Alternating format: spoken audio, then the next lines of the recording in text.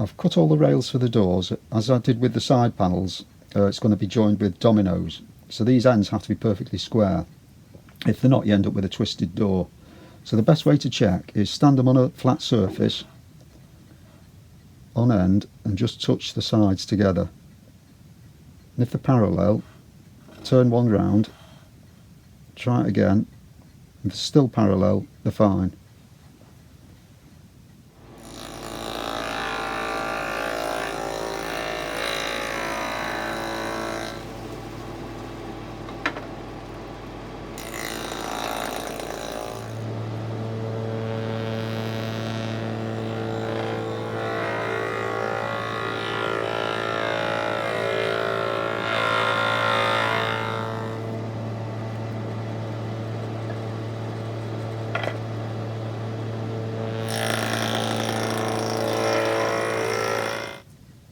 I just want to point out that you have to be really careful with spindle moulders. Especially, you shouldn't really do short pieces like this, because you don't want to push down there and knock it down into the hole. And once it picks up, when it leaves, you don't want to be pushing down at the back and it to tip back like that. It's better doing it in long pieces. I'm just finding it a little easier to do them in short pieces, but it is quite dangerous. It's something that I've done before and I'm quite confident with it, but like I say, you have to be aware of the size of the hole. The rings for this are too big to put another one in for support, so I'm having to do it this way. But like I say, you have to be very careful.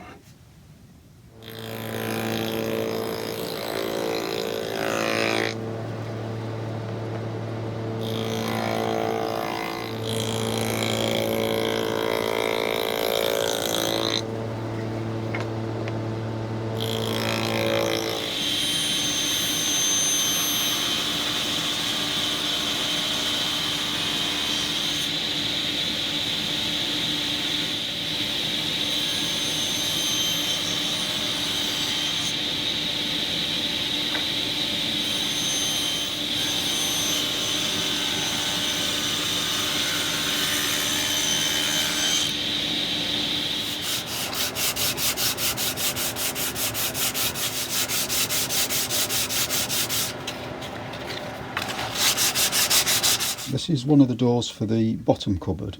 I've just put the moulding on the top and bottom rails rather than all the way around as it should be. It's just a bit simpler and I quite like them like this. It just makes my life easier. So all this needs doing now is dominoing them together and cutting a panel to go in it. This is one of the doors for the top cupboard. Same thing but longer, and it has these two dividers. These have ventilation in the middle. I've drawn up a couple of patterns from original cupboards for the ventilation that goes in the centre. Most of the time they just had doweling, but I think these look a lot nicer. The thing is, you have to draw this up first to get the correct width, because I know the length, which is fine, but you have to calculate it because you've got 2.5 circles, which gives you the width. So now I can position these in the correct place, mark them, domino them, then I can cut the plain panels for the top and bottom and do this fretwork in the middle.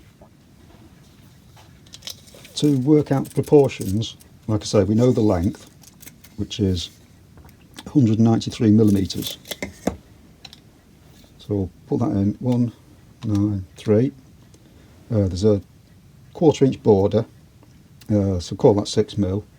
So it's -12 because there's one either side. Divide that by 2.5 because there's 2.5 circles. Add 12 mil for the border, leaves you 84, which is what I've got there. Now this one's the same, it's just that the circles are half circles, one at the top and one at the bottom. But it's the same and it works out the same proportions. It just gives you a different pattern.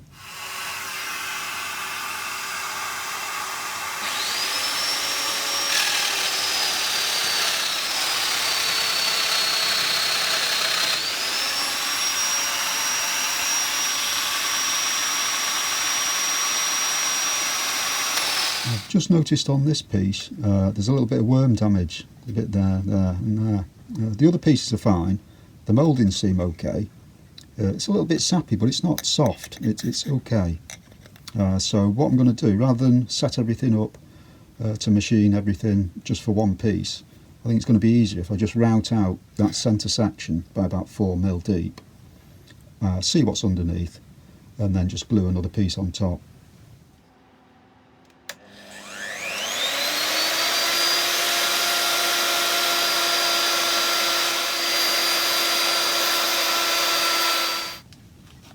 It's perfectly clean underneath, there's no worm there at all, so what I'll do is I'll glue on a strip of oak and then trim it down to size.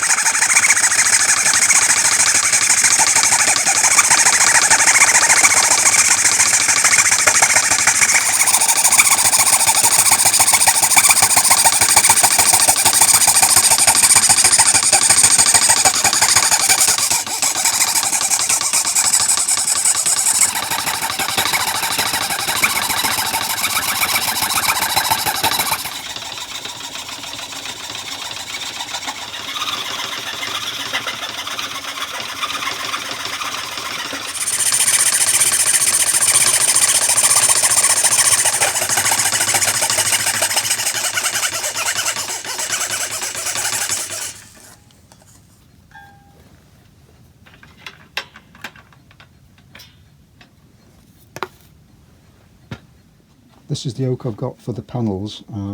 It was an inch board, so I've ripped it down and then split it, so I've got thin boards. This bit will be cut into 4, which will leave that bit at the bottom, the plain bit, to do the bottom panels. And I'll just add whatever I need of this, which is a lot nicer, to make it look a little bit better.